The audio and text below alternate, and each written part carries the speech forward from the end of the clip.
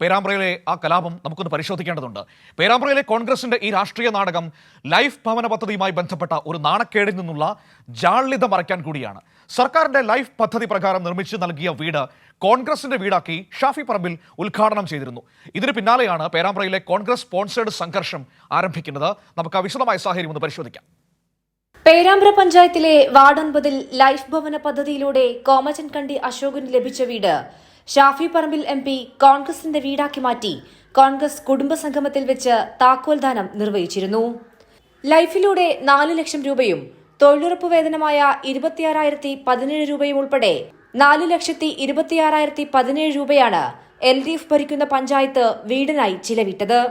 September 22-ന് Congress പരിപാടിയിൽ വീടിന്റെ താക്കോൽ കൈമാറി. ഇതിനെതിരെ വലിയ പ്രതിഷേധം ഉയർന്നിരുന്നു. ഗ്രാമപഞ്ചായത്ത് പ്രസിഡന്റ് VK പ്രമോദ് വാർത്താ സമ്മേളനം വിളിച്ച് സത്യാവസ്ഥ പറഞ്ഞത് കോൺഗ്രസിന് വലിയ നാണക്കേടായി. ഇതിന് പിന്നാലെയായിരുന്നു ഹർത്താലിന്റെ മറവിൽ പഞ്ചായത്ത് പ്രസിഡന്റ് VK പ്രമോദിനെ കോൺഗ്രസ് പ്രവർത്തകർ കയ്യേറ്റം ചെയ്തത്. ആസൂത്രിതമായ ആക്രമണമായിരുന്നു അത്.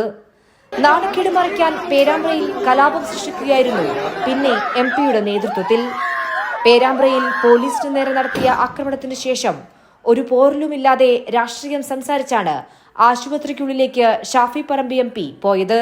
പേരാമ്പ്രയ്ക്കടുത്ത് നിരവധി ആശുപത്രികൾ ഉണ്ടെന്നിരിക്കെയാണ് കിലോമീറ്റർ കടന്ന് നഗരത്തിലെ സ്വകാര്യ ആശുപത്രിയായ ബേബി മെമ്മോറിയലിലേക്ക് ഷാഫി പറമ്പിൽ MP എത്തിയത്.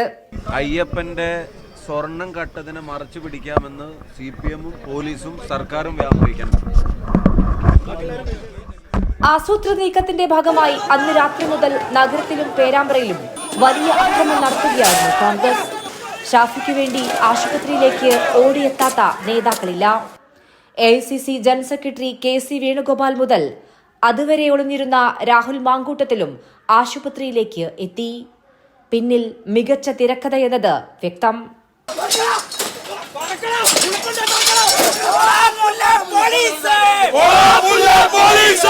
മേഘമാധവൻ, കൈരളി ന്യൂസ്, കോഴിക്കോട്.